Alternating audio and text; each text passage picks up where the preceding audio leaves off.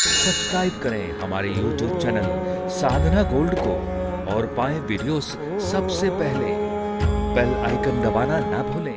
कुछ चीज़ का ध्यान रखें ग्रहण काल में। वैसे तो ग्रहण काल के लिए ये बताया गया है कि निकलें ही नहीं, लेकिन अगर आपको निकलना पड़ रहा है तो सर पर कैप होना चाहिए।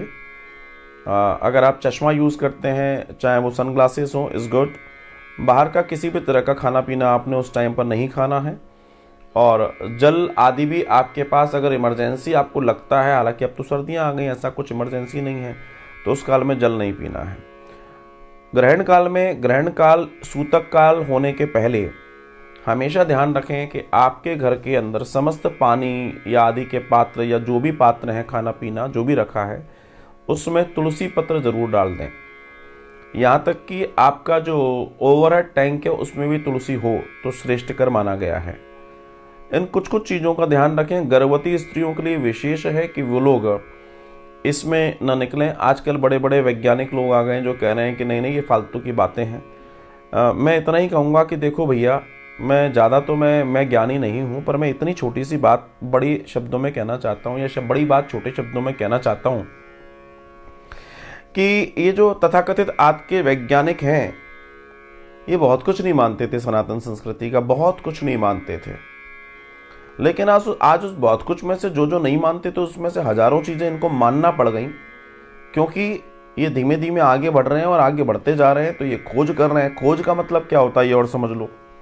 खोज का मतलब होता है जो चीज़ थी आपने जान लिया, आपने खोज लिया। जो खोई हुई थी उसको खोजना ही खोज कहते हैं।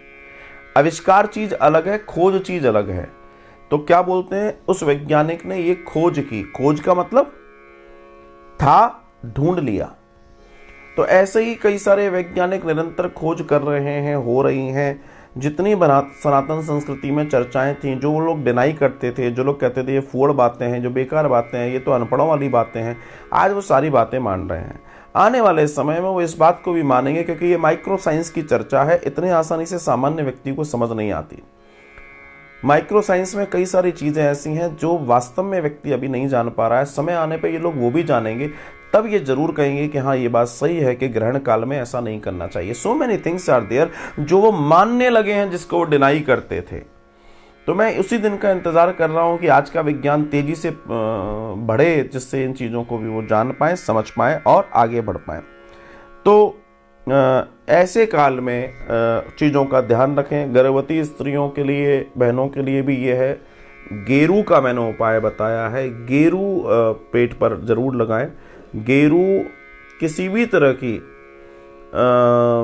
कोई भी नेगेटिव ऊर्जा है, ऊष्मा है, उसको प्रतिरोध वापस कर देता है, इनहेल नहीं होने देता, अंदर नहीं जा। गेरू बड़ी ताकतवर चीज़ है, इसलिए मैंने बताया था कि आज भी ग्रामीण में या अन्य जगहों पर गेरू को घर की दहली पर वो लोग लगाते हैं, जिससे किसी भी तरह की नकारात्मक ऊर्जा का प्रवेश घर में ना हो। यहाँ तक कि गेरू से चौखट, जो दरवाजे की चौखट, उसके चारों ओर भी पट्टी बनाते हैं।